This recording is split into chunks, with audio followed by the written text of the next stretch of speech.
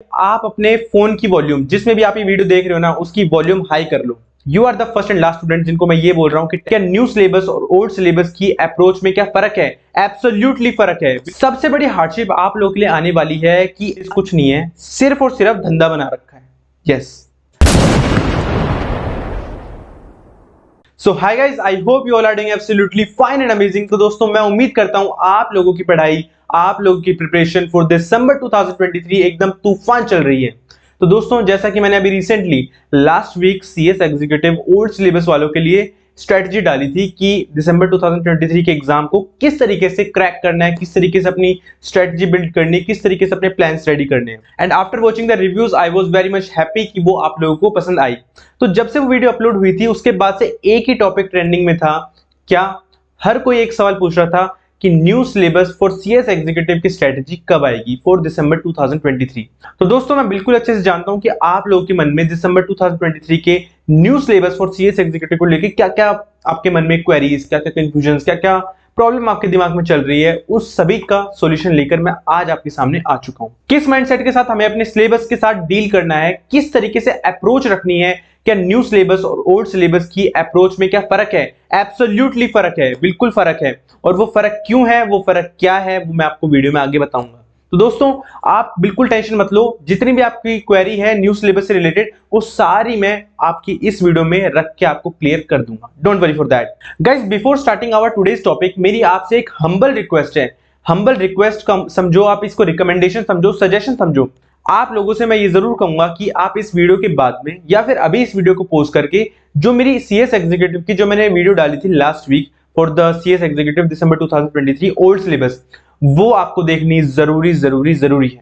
100%, कोई शक ही नहीं है इसमें कि आपको देखनी कि नहीं देखनी। ओल्ड सिलेबस वाले स्टूडेंट्स ने ये वाली वीडियो देखी हो या ना देखी हो, चलता है, उन्हें न्यू देखने की कोई जरूरत भी नहीं है। बट आप जो न्यू स्टूडेंट्स हो, जिन्होंने न्यू सीएस एग्जीक्यूटिव सिलेबस में रजिस्टर करा है, तो उनको तो वो ओल्ड सिलेबस वाली सीएस एग्जीक्यूटिव की स्ट्रेटेजिक वीडियोस देखनी आप लोगों के लिए बहुत जरूरी है।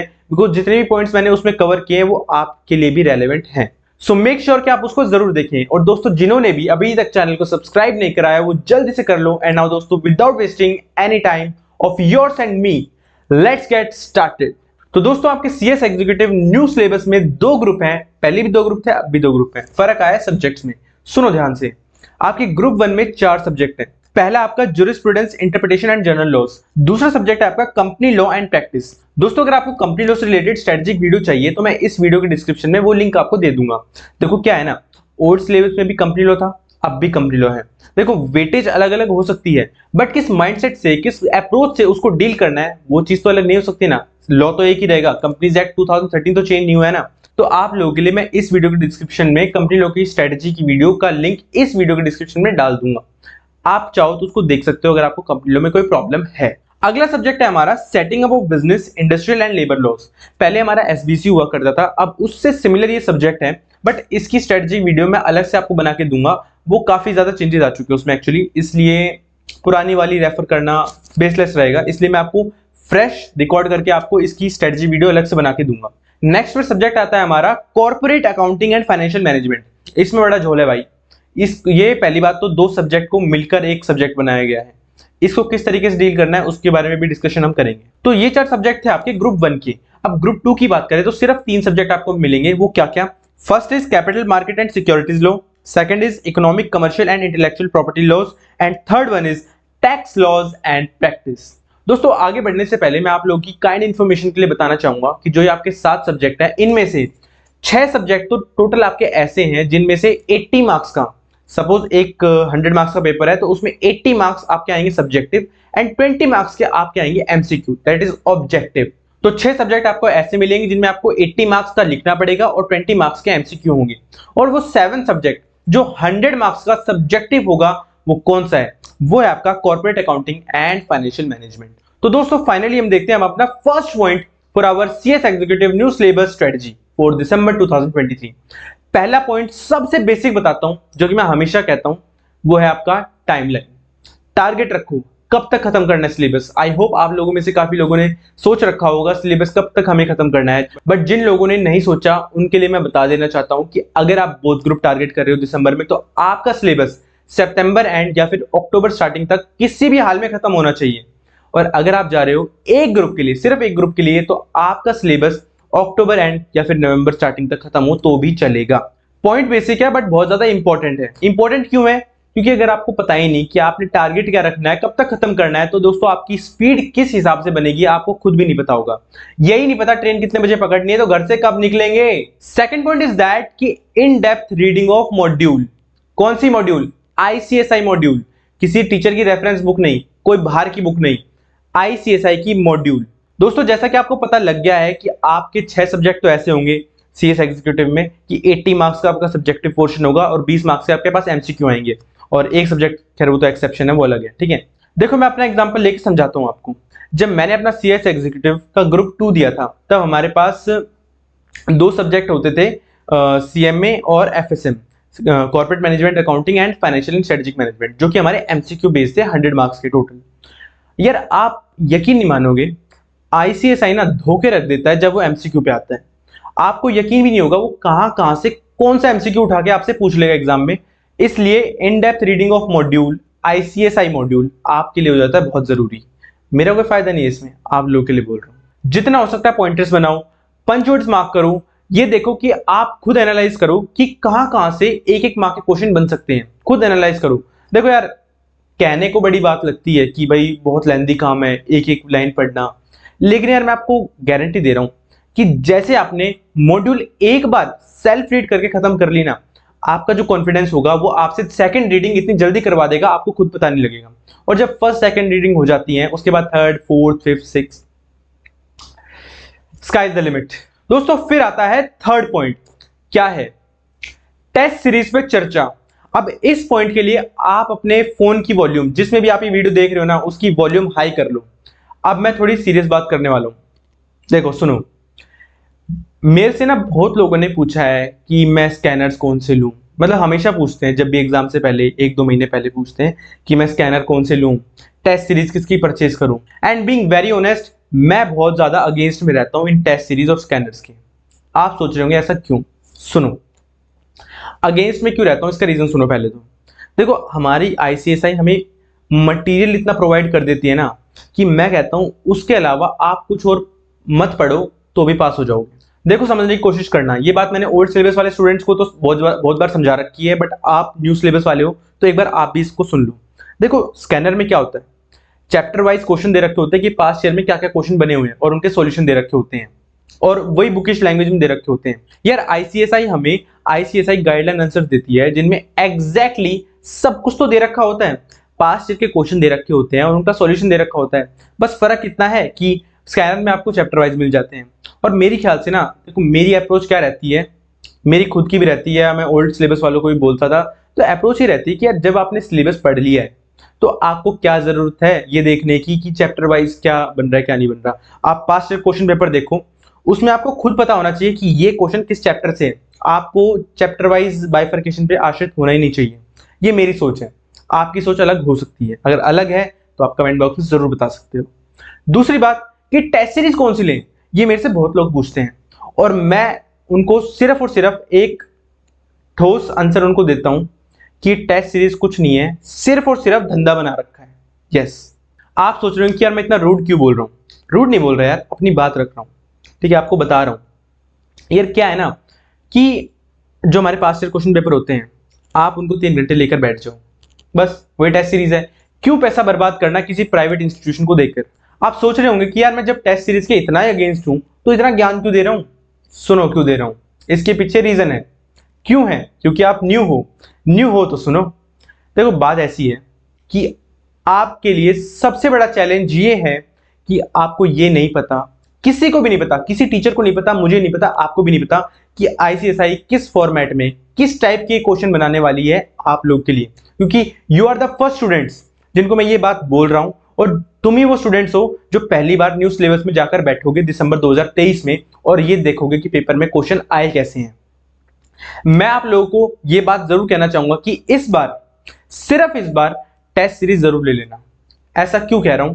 क्योंकि मैं नहीं कहता कि वो जो आपको प्रोवाइड करेंगे ना क्वेश्चंस एज इट इज वही आएंगे, लेकिन क्या पता कुछ थोड़ा बहुत तुक्का लग जाए, ठीक है, कुछ आइडिया आपके अंदर आ जाए, कुछ कॉन्फिडेंस आपके अंदर बिल्ट हो जाए क्वेश्चन पेपर को लेकर क्योंकि देखो आप भी ये आखिरी स्टूडेंट्स हो जिनको मैं ये बोल रहा हूँ कि टेस्ट सीरीज ले लेना, क्योंकि आपके बाद तो क्वेश्चन पेपर्स आ जाएंगे, सबको पता लग जाएगा कि क्वेश्चन बनते कैसे हैं, किस फॉर्मेट में आईसीएसई क्वेश्चन पूछ रहा है। उसके बाद मैं सबको फिर कह दूंगा कि टेस्ट सीरीज मत देखना, मत देखना, क्वेश्चन पेपर सॉल्व करो, दैट्स एनफ। ठीक है, तो आप लोगों के लिए ये बात है कि आपको एटलीस्ट किसी ना किसी से टेस्ट सीरीज जरूर लेनी है। देखो आपकी बेनिफिट के लिए अगर मुझे दिखता है ना कोई फ्री में मिल रहा है कोई मटेरियल टेस्ट सीरीज के नाम पे, मैं आपको प्रोवाइड करवा दूंगा। मेरी तरफ से जितना हो सकेगा मैं आपको वो सारा मटेरियल प्रोवाइड करा दूंगा, सारी इंफॉर्मेशन मैं आपको दे दूंगा, उसकी टेंशन आप बिल्कुल मत लेना। कोई कंफ्यूजन रह भी जाती है ना, कोई प्रॉब्लम रहती है, इस वीडियो के कमेंट बॉक्स में आप डाल देना, मैं आपके साथ डिस्कस करके उसको क्लियर कर दूंगा, चाहे मुझे थोड़ी देर लग जाए बट क्लियर जरूर करूंगा। तो आप लोगों से मेरा बस यही कहना है कि इस बार you are the first and last student जिनको मैं ये बोल रहा हूं कि टेस्ट सीरीज लेना जरूर, क्योंकि आपको कॉन्फिडेंस की बहुत ज्यादा जरूरी है, क्योंकि आईसीएसआई समझ जाओ। दोस्तों नेक्स्ट पॉइंट हमारा ये है कि टैक्स लॉ के सब्जेक्टिव पोर्शन पे चर्चा। क्या चर्चा, सुनो दोस्तों, आज तक क्या होता आया है कि जो हमारा टैक्स लॉ है पहले ग्रुप 1 में हुआ करता था, वो 3 पार्ट में डिवाइडेड था, income tax, GST and custom. 50 marks का इनकम टैक्स, 45 मार्क्स का जीएसटी एंड 5 मार्क्स का कस्टम। और एंटायर टैक्स 100 मार्क्स का जो आपका आता है वो पूरा का पूरा एमसीक्यू बेस्ड होता है। बट इस बार क्या खेल है, इस बार आपका वो सब्जेक्टिव है, 80 marks subjective and 20 marks MCQ. MCQ के लिए तो मैंने क्या अप्रोच रखी है आपको बता दी है, इन डेप्थ नॉलेज चाहिए, इन डेप्थ नॉलेज, बाकी तो टीचर आपको गाइड कर ही देंगे। इसमें भी अपनी बात लेके स्टार्ट करता हूं। देखो यार, जब मैं सीएस एग्जीक्यूटिव में था group 1, for your kind information मैं बता दूं कि मेरा group 1 and group 2 of CS executive एक बार में निकल गए थे। जो ग्रुप 1 में मैंने टैक्स लॉ पढ़ा था पूरा एमसीक्यू बेस्ड था, और सीएस प्रोफेशनल में जब मैंने एडवांस टैक्स पढ़ा वो पूरा सब्जेक्टिव बेस्ड था। यार मैं कह रहा हूं जो मेरे पढ़ने का तरीका था ना, कंप्लीटली डिफरेंट। चलो कॉन्सेप्ट पढ़ते टाइम, कॉन्सेप्ट समझते टाइम तो वो तो अप्रोच सेम ही रहती है, बट यार जो एमसीक्यू के लिए आप पढ़ाई करते हो, अपनी प्रिपरेशन करते हो, और जो सब्जेक्टिव के लिए करते हो, दैट आर एंटायरली डिफरेंट। सबसे बड़ी हार्डशिप आप लोगों के लिए आने वाली है कि आंसर प्रेजेंटेशन कैसे रखें, क्योंकि यही सबसे बड़ा रोल प्ले करती है आपके एग्जाम में। आपको एग्जामिनर किस हिसाब से मार्क्स देगा, ये सारी सारी चीजें डिपेंड करती है कि आपने अपना आंसर लिखा किस तरीके से।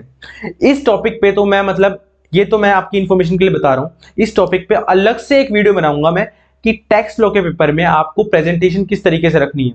बिकॉज यार प्रेजेंटेशन खराब तो 5 में से 0 नंबर मिलते हैं।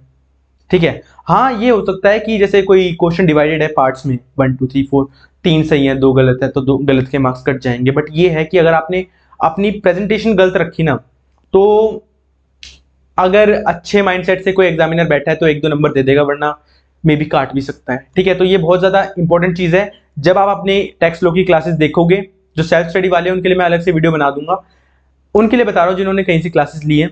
जब आप क्लासेस देखोगे तो बहुत ज्यादा ध्यान रखना कि आपको वो आंसर प्रेजेंट कैसे करना है एग्जाम में, उस अप्रोच से पढ़ना। ये नहीं कि सिर्फ कॉन्सेप्ट समझना है, कॉन्सेप्ट तो समझना है नो डाउट, उसी के लिए तो आप क्लास देख रहे हो, बट साथ साथ में आपको ये भी देखना है कि उसको एग्जाम में मैं कैसे प्रेजेंट करके आऊं जिसमें एग्जामिनर मुझे 5 में से 5 नंबर दे।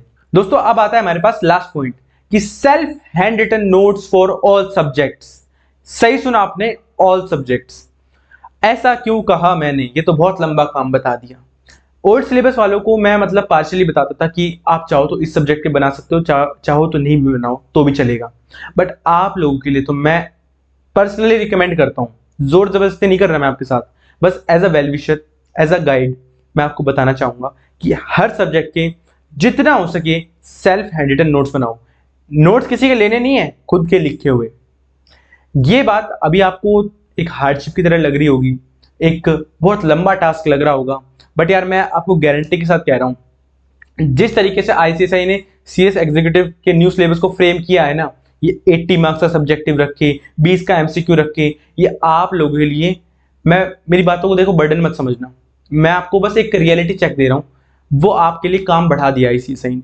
ठीक है, क्योंकि आपको मतलब चौकन्ना होकर चलना पड़ेगा, जैसे कमांडो चलता है वैसे चलना पड़ेगा आपको, क्योंकि आप कोई भी कॉन्सेप्ट मिस नहीं कर सकते। ठीक है, कोई भी कॉन्सेप्ट पे ऐसा नहीं है कि आप कम ध्यान दो। ठीक है, हालांकि ऐसा है, देखो आप एक बार जब पूरी रीडिंग ले लोगे उसके बाद आपको इतना तो समझ में आ जाएगा कि यार ये चीज तो सच में इररिलेवेंट है, ये तो आपको समझ जाएगा एक बार जब आप उसको रीड कर लोगे। ठीक है, बट मेक श्योर कि आप एक बार हर चीज रीड जरूर करो, ठीक है, और सेल्फ हैंड रिटन नोट्स बनाओ ताकि आपका कॉन्फिडेंस बिल्ड हो। और ये जो हैंड रिटन नोट्स है ना, खुद के लिखे हुए, मैंने खुद के नोट्स बनाए हैं, पूरी CS एग्जीक्यूटिव मैंने अपने खुद के नोट्स बनाए हैं। हाँ, टेक्स्ट में मैंने अपने टीचर की हेल्प ली थी, और जो मेरा ये था CS प्रोफेशनल था, इसमें मैंने खुद के हैंड रिटन नोट्स बनाए हैं। कुछ तो था कि बुक में मार्क कर लिए, ये है वो है। देखो यार, मैं आपको ये नहीं कहता कि आप हर सब्जेक्ट में जितने भी चैप्टर्स हैं सबके नोट्स बना डालो, बट मेक श्योर दैट कि आप हर सब्जेक्ट के एटलीस्ट 50-60 पोर्शन के सेल्फ हैंड रिटन नोट्स तो बनाओ, ताकि वो आपका कॉन्फिडेंस लेवल बूस्ट अप रखे और आपके अंदर वो एक एंथुसियाज्म हो, एक करेज हो एग्जाम में फोड़ के आने का। एंड मार्क माई वर्ड्स, आज डेट है 2 जुलाई 2023।